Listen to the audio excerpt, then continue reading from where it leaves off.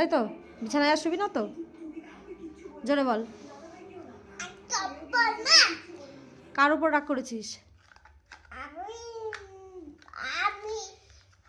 হ্যাঁ, তুই কার উপর রাগ করেছিস বল? বাবার উপরে? তোর বাবা কোথায় গেছে? তোরা রেখে চলে গেছে? অনলাইনে যায়নি, ঘুরতে গেছে। ওই বাজারে ফুচকা, মোমো, চাউমিন এসব বসছে, এগুলো খেতে গেছে, বুঝলি? আর তোরে মিথ্যে কথা বলে রাখে গেছে। মার ডাকে লাভ নাই, তোমার মাও আর একজন খাবার খেতে গেছে, খাবার।